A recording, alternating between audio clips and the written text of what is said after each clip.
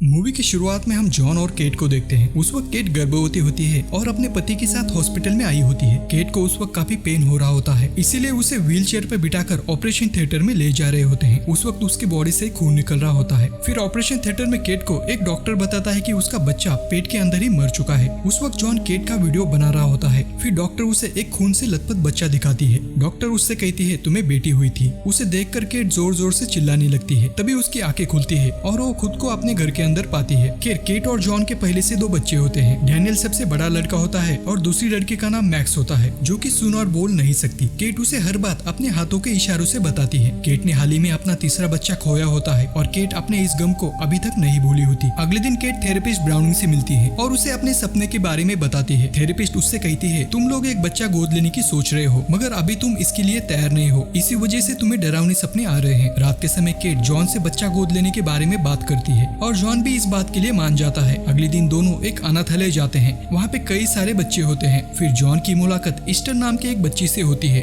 जो कि वहाँ पे पेंटिंग बना रही होती है, जिसे देखकर जॉन काफी इम्प्रेस हो जाता है। तभी केट और सिस्टर बगेल वहाँ आ जाते हैं। ईस्टर की पेंटिंग और समझदार भरी बातें सुनकर केट भी ईस्टर से इम्प्रेस हो जाती है। आगे सिस्टर उन्हें बताती है कि ईस्टर रशिया से अमेरिका आई है, लेकिन ईस्टर को यहाँ लाने वालों की उनके घर में आग लगने से मौत हो गई। खैर सिस्टर की बातें सुनने के बाद केट और जॉन ईस्टर को गोद लेने का फैसला कर लेते हैं और उसे अपने घर लेकर आते हैं। फिर केट उसे मैक्स और डैनियल से इंट्रोड्यूस करवाती है। ईस्टर का उस घर में पहला दिन होता है, इसलिए सब लोग उसे वेलकम गिफ्ट देते हैं। मगर ये सब देखकर डैनियल को ईस्टर से जलन होने लगती है, इसलिए डैनियल अपने फ्रेंड के साथ ट्री हाउस में चला जाता है और उसके साथ मिलकर गंदी तस्वीरें देखने लगता है। खैर अगले दिन केट मैक्स और ईस्टर को एक साथ खेलता देखकर काफी खुश होती है। रात के समय उनकी घर की लाइट चली जाती है। यहाँ दूसरी तरफ केट और जॉन रोमांस कर रहे होते हैं। तभी ईस्टर मैक्स को अपने साथ लेकर केट के रूम में चली जाती है। ईस्टर को वहाँ देखकर केट चौंक जाती है। ईस्टर उन्हें बताती है कि लाइट जाने की वजह से उनको अपने रूम में डर लग रहा है। फिर वो दोनों उनके साथ सो जाते हैं। ईस्टर जॉन के पीछे उसे चिपक कर सो जाती है। अगले दिन स्कूल में ईस्टर का पहला दिन होता है। जब टीचर ईस्टर को बाकी बच्चों से इंट्रोड्यूस करवाती है, तब एक लड़की ब्रांडा ईस्टर की अलग ड्रेस देखकर उसका मजाक उड़ाती है, जिससे ईस्टर उसे गुस्से से देखने लगती है। स्कूल खत्म होने के बाद डैनियल अपने खेलने की बंदूक से एक कबूतर को घायल कर देता है। उस कबूतर को देखकर डैनियल बहुत दुखी होता है। तभी ईस्टर और मैक्स वहाँ पे आ जाते हैं। उस कबूतर को तड़पता देख ईस्टर डैनियल से कहती है उसे मारकर उसके पेन से मुक्त करो, मगर डैनियल को उसकी बात अच्छी नहीं लगती। तब ईस्टर एक पत्थर उठाकर उस कबूतर को मार देती है। आगे रात होने पर ईस्टर बात करने के लिए जाती है। उस वक्त केट ईस्टर का सामान रखने के लिए उसके रूम में आती है। वहाँ केट को एक ड्राइवर के अंदर एक पुरानी बाइबल मिलती है, जिसमें एक आदमी की कटी हुई तस्वीर होती है। केट ये सब ईस्टर को बताए बिना चेक कर रही होती है, मगर वहाँ से जाते वक्त ईस्टर उसे देख लेती है। अगले दिन स्कूल में डैनियल के उसके फ्रेंड्स उसे चिढ़ा रहे होते हैं कि तुम्हारी नई सिस्टर पागल है। तभी ईस्टर उसके पास से गुजरती है, मगर मैक्स उसे नीचे गिरा देता है, जिससे उसकी किताबें नीचे गिर जाती है। जब वो अपनी किताबों को उठा रही होती है, उसमें उसकी बाइबल भी होती है। तभी ब्रांडा नाम की लड़की उसकी बाइबल को उठा लेती है। फिर उन दोनों में झगड़ा होता है, जिससे बाइबल के पेज वहाँ बिखर जाते हैं। ईस्टर जल्दी जल्दी से उन बाइबल के पेज को उठाने की कोशिश करती है, पर तभी ब्रांडा ईस्टर के गले के पट्टे को निकालने की कोशिश करती है। इस बात से ईस्टर इतना गुस्सा हो जाती है कि वो जोर जोर से चिल्लाने लगती है। आगे सीन शिफ्ट होता है। केट ईस्टर को घर में पियानो बजाना सिखा रही होती है। तभी ईस्टर केट से उसके तीसरे बच्चे के बारे में पूछती है। केट उसे बताती है कि उसके गर्भ में ही मौत हो गई और उन्होंने उस बच्ची की अस्थियां एक फ्लावर के पॉट में डालकर रख दी है, ताकि उस गुलाब के पेड़ को देखकर उनको अपनी बच्ची की याद आती रहे। केट की बातें सुनकर ईस्टर भावुक हो जाती है और रोने लगती है। खैर रात के समय जॉन और केट किचन के अंदर रोमांस करने लगते हैं, लेकिन तभी ईस्टर उन्हें वहाँ देख लेती है और अपने कमरे में चली जाती है। अगले दिन केट ईस्टर से बात करने के लिए उसके कमरे में जाती है, मगर ईस्टर उसे कहती है उसे पता है प्यार के बारे में। फिर केट जॉन को ईस्टर ने कही हुई बात बताती है और उसे कहती है कि वो बस 9 साल की है और उसे प्यार के बारे में कैसे पता है। मगर जॉन केट की बातों को ज्यादा सीरियसली नहीं लेता। आगे सीन शिफ्ट होता है। जॉन ईस्टर और मैक्स को लेकर एक पार्क में जाता है। तभी ईस्टर को वहाँ ब्रांडा दिखाई देती है। उसे देखकर ईस्टर को उसकी स्कूल में हुई इंसल्ट याद आती है। खैर ब्रांडा एक स्लाइडर के ऊपर खेल रही होती है। तभी ईस्टर पीछे से आकर उसे धक्का देती है, जिसके कारण उसका पैर फ्रैक्चर हो जाता है। मैक्स ईस्टर को ऐसा करते हुए देख लेती है। रात को डिनर करते टाइम जॉन इस घटना के बारे में ईस्टर से पूछता है, मगर ईस्टर जॉन से झूठ बोलती है कि ब्रांडा अपने आप ही स्लाइडर से फिसल गई थी। यहाँ मैक्स भी उसकी हाँ में हाँ मिलाती है। खाना खाते वक्त डैनियल ईस्टर से लड़ने लगता है और उसके लिए बुरे वर्ड्स यूज करता है। ये बात जॉन को पसंद नहीं आती और जॉन डैनियल को सजा देने के लिए उसके ट्री हाउस में लॉक लगा देता है। खैर आगे केट ईस्टर और मैक्स को लेकर शॉपिंग कर रही होती है। उस वक्त केट को अनाथालय की सिस्टर बगेल कॉल करती है। केट उसे हाल ही में हुई सारी घटनाओं के बारे में बताती है। यहाँ मैक्स ईस्टर को बताती है कि वो दोनों तुम्हारे बारे में बात कर रहे हैं। आगे रात के समय ईस्टर एक्सपर्ट की तरह पियानो बजा रही होती है। केट उसे देखकर हैरान हो जाती है क्योंकि ईस्टर ने उसे बताया था उसे पियानो बजाना नहीं आता। फिर केट उससे इस बारे में पूछती है मगर ईस्टर उससे कहती है कि वो उससे पियानो सीखकर उसे अच्छा महसूस कराना चाहती थी क्योंकि डैनियल को पियानो सीखने में इंटरेस्ट नहीं है और मैक्स डेफ होने के कारण पियानो कभी सीख ही नहीं सकती। ईस्टर की ये कड़वी बातें सुनकर केट काफी परेशान हो जाती है। उसी समय केट ईस्टर की शिकायत जॉन से करती है। फिर उन दोनों में ईस्टर को लेकर काफी बहस होती है और दोनों आपस में लड़ने लगते हैं। ईस्टर उन दोनों को झगड़ता देख काफी खुश होती है। ऐसे ही एक दिन सिस्टर बगेल ईस्टर की जानकारी लेने उसके घर आती है और ईस्टर के बारे में बताती है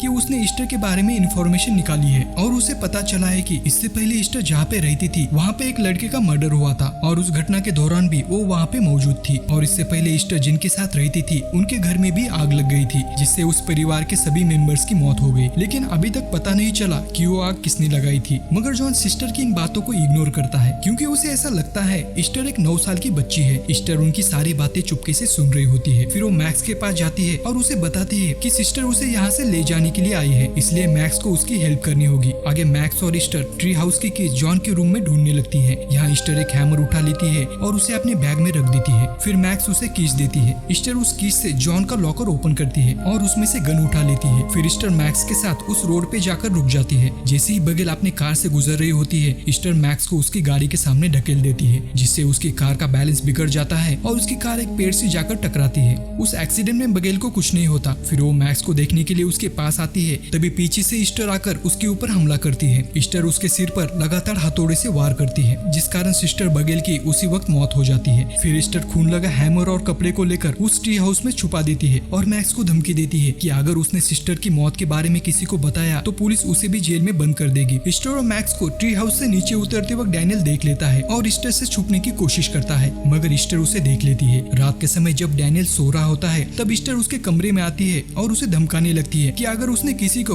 उनके ट्री हाउस में जाने के बारे में बताया तो उसे वो मार देगी। उसके डर के कारण डैनियल पैंट में ही पी कर देता है। अगले दिन केट को अनाथालय से सिस्टर का कॉल आता है। उसे वो बताती है कि बगेल अभी तक अनाथालय नहीं पहुंची है। उसी रात पुलिस को सिस्टर बगेल की लाश मिलती है। फिर पुलिस केट और जॉन के घर जाकर उनसे पूछताछ करती है मगर पुलिस को कोई खास बात पता नहीं चलती। अगले दिन जॉन केट और ईस्टर को साथ लेकर डॉक्टर ब्राउनिंग से मिलने जाता है। ब्राउनिंग उन्हें बताती है ईस्टर की पास्ट लाइफ नॉर्मल थी मगर अभी वो अपने नए रिश्तों से परेशान है। यहाँ ईस्टर एक टॉयलेट के अंदर जाकर उसके वॉल को पैरों से मार रही होती है और उस वक्त वो काफी डिस्टर्ब होती है। यहाँ केट अपने बच्चों को स्कूल में ड्रॉप करते वक्त मैक्स और डैनियल से ईस्टर के बर्ताव के बारे में पूछती है पर वो दोनों उसके डर के कारण उसे कुछ नहीं बताते। यहाँ घर में ईस्टर जॉन से कहती है कि केट उसे पसंद नहीं करती। फिर जॉन उसे कहता है तुम्हें केट को खुश करने के लिए उसे कुछ गिफ्ट देने के लिए कहता है। फिर उसी रात ईस्टर केट के पास आती है और उसे गुलाब के फूल देती है मगर ये फूल केट के तीसरे बच्चे की कब्र से तोड़े होते हैं। ये देखकर केट को उसका गुस्सा आता है और वो उसके हाथ से उन फूलों को छीनने की कोशिश करती है। उस वक्त ईस्टर जानबूझकर चिल्ला रही होती है ताकि जॉन को ऐसा लगे कि केट उसके साथ बुरा बर्ताव कर रही है। तभी जॉन वहाँ पे आ जाता है और केट से कहता है कि उसने ईस्टर को तुम्हें गिफ्ट देने के लिए कहा था मगर केट को पक्का यकीन होता है ईस्टर ने ये सब जानबूझकर किया है। रात के समय ईस्टर अपने लेफ्ट हैंड को तोड़ देती है और जॉन से कहती है कि केट ने उसका हाथ तोड़ा है। फिर जॉन उसे हॉस्पिटल लेकर जाता है और उसके हाथ का इलाज करता है। घर आने के बाद जॉन केट के ऊपर गुस्सा होता है और उसके ऐसे बर्ताव के लिए उसे नीचे के कमरे में सोने के लिए कहता है। जॉन से नाराज होकर केट एक वाइन की शॉप में जाती है और अपने लिए 2 वाइन की बोतल लेकर आती है मगर केट अपनी वाइन पीने की आदत को कंट्रोल कर रही होती है इसलिए वो उस वाइन को पिए बिना ही बेसिन में फेंक देती है। अगले दिन केट अपने बच्चों को स्कूल छोड़ने जाती है। केट के कार से बाहर उतरने के बाद ईस्टर कार को स्टार्ट करती है जिससे कार पीछे जाने लगती है। उस कार के अंदर मैक्स बैठी होती है। फिर कार एक बर्फ के चट्टान से टकराती है मगर उस एक्सीडेंट के कारण मैक्स को कोई चोट नहीं आती। घर आने के बाद जॉन केट को वाइन की बोतल दिखाता है जो कि उसे ईस्टर ने ढूंढ कर दी होती है। आगे जॉन केट से कहता है तुम शराब पीकर कार चला रही थी, तुम्हारे लापरवाही के कारण बच्चों के साथ कुछ भी हो सकता था। मगर केट उसे बताने की कोशिश करती है कि उसने वाइन की पूरी बोतल बेसिन में फेंक दी थी पर जॉन उसकी बातों पर यकीन नहीं करता। आगे केट अनाथालय में कॉल करती है जहाँ उसे पता चलता है कि उन्होंने ईस्टर को गैर कानूनी तौर से गोद लिया था जिसकी वजह से उनके पास उसकी डिटेल्स नहीं है। आगे केट ईस्टर के रूम में जाती है और उसकी बाइबल बुक को ढूंढने लगती है। उसे उस बुक में 3 लोगों की तस्वीर मिलती है। उस बुक के ऊपर किसान इंस्टीट्यूट का नाम लिखा होता है। फिर केट उस इंस्टीट्यूट में कॉल करती है और ईस्टर के बारे में पूछताछ करती है मगर उसे पता चलता है किसान इंस्टीट्यूट कोई अनाथालय नहीं बल्कि एक मेंटल हॉस्पिटल है जहाँ पागल लोगों को रखा जाता है। यहाँ दूसरी तरफ डैनियल ट्री हाउस का ताला तोड़कर अंदर चला जाता है और ईस्टर के खिलाफ सबूत ढूंढने लगता है जो कि उसे मैक्स ने कल रात को बताया होता है मगर ईस्टर ने उन दोनों की बातें सुन ली होती है। खैर तभी ईस्टर वहाँ पे आ जाती है और डैनियल के सामने वही खून लगा हुआ हैमर और कपड़े फेंक देती है। फिर ईस्टर उन चीजों में आग लगाती है और डैनियल को उसी रूम में लॉक कर खुद बाहर निकल जाती है। फिर डैनियल कैसे तो एक विंडो से बाहर आ जाता है, मगर वो उस ट्री हाउस से नीचे गिर जाता है, जिससे डैनियल बेहोश हो जाता है। फिर ईस्टर डैनियल को मारने के लिए एक बड़ा सा पत्थर उठा लेती है, लेकिन मैक्स उसे धक्का देकर नीचे गिरा देती है। तभी केट उस आग को देखकर वहाँ पे आ जाती है और डैनियल को हॉस्पिटल में ले जाती है। फिर उस हॉस्पिटल में सभी फैमिली के लोग आ जाते हैं, मगर ईस्टर डैनियल को वहाँ भी मारने की कोशिश करती है, मगर डॉक्टर उसे शॉक देकर फिर से बचा लेते हैं। केट को पूरा यकीन होता है डैनियल के इस हाल के लिए ईस्टर जिम्मेदार है, इसीलिए केट उसे एक जोरदार थप्पड़ मारती है। मगर डॉक्टर्स वहाँ आ जाते हैं और उसे बेहोशी का इंजेक्शन देते हैं और केट को उसी हॉस्पिटल में एडमिट कर लेते हैं। यहाँ जॉन मैक्स और ईस्टर को लेकर घर वापस चला जाता है। फिर पिछले कुछ दिनों की परेशानी के कारण जॉन शराब पीने लगता है। तभी ईस्टर वहाँ अट्रैक्टिव कपड़े पहनकर उसके पास आ जाती है और जॉन को उसके साथ प्यार करने के लिए कहती है। फिर वो उसे चूमने लगती है, जिससे जॉन उसके ऊपर गुस्सा होता है, मगर ईस्टर उसे बताती है कि वो कोई बच्ची नहीं है। फिर जॉन उससे कहता है कि कल वो उसे अनाथालय वापस भेज देगा। खैर यहाँ हॉस्पिटल में केट को पागल खाने से कॉल आता है, जिसमें एक डॉक्टर उसे बताता है कि ईस्टर कोई 9 साल की बच्ची नहीं बल्कि 33 इयर्स की एक औरत है। दरअसल उसे एक हार्मोनल डिसऑर्डर की बीमारी है, जिसकी वजह से वो 9 साल की बच्ची दिखती है। आगे डॉक्टर उसे बताता है कि इससे पहले भी उसने कई लोगों को जान से मारा है। डॉक्टर की बातें सुनने के बाद केट कार से घर जाने के लिए निकलती है। यहाँ घर में जॉन ईस्टर से माफी मांगने के लिए उसके कमरे में जाता है। उस वक्त ईस्टर कमरे में नहीं होती। ये देखकर जॉन उसके कमरे की लाइट बंद करने जाता है। तभी उसे उस रूम में कई सारी चमकती हुई ड्राइंग्स दिखाई देती है। जब जॉन उन पेंटिंग्स को गौर से देखता है तो उसे दीवार के ऊपर मेल और फीमेल की नन पेंटिंग दिखाई देती है। यहाँ केट जॉन को कॉल करने की कोशिश करती है, मगर जॉन के फोन उठाने के बाद घर की लाइट चली जाती है। तभी ईस्टर उसके पीठ में चाकू से हमला करती है और जॉन को जान से मार देती है। तभी मैक्स ईस्टर को ये सब करते हुए देख लेती है और एक कब्बर्ड के अंदर जाकर छुप जाती है। खैर तभी केट घर पहुंच जाती है। घर के अंदर आते ही उसे जॉन की लाश दिखाई देती है। जॉन को मरा हुआ देखकर वो काफी रोने लगती है। तभी उसे मैक्स की याद आती है और वो मैक्स को घर में ढूंढने लगती है। तभी ईस्टर उसके ऊपर गोली चलाती है। फिर ईस्टर उसे ढूंढते हुए कमरे में जाती है, लेकिन केट उसे वहाँ नहीं मिलती। उसके बाद ईस्टर मैक्स को ढूंढने लगती है। यहाँ मैक्स एक गार्डन के अंदर जाकर छुप जाती है। यहाँ ग्लास की छत से केट मैक्स को देख लेती है और उसे छुपने के लिए कहती है। तभी ईस्टर वहाँ आ जाती है और केट और मैक्स के ऊपर गोलियां चलाने लगती है, मगर तभी वो ग्लास गोलियों की वजह से टूट जाता है और केट ईस्टर के ऊपर गिर जाती है। फिर केट मैक्स को लेकर घर से दूर जाने लगती है। जाते वक्त केट अपने साथ एक गन लेकर जाती है,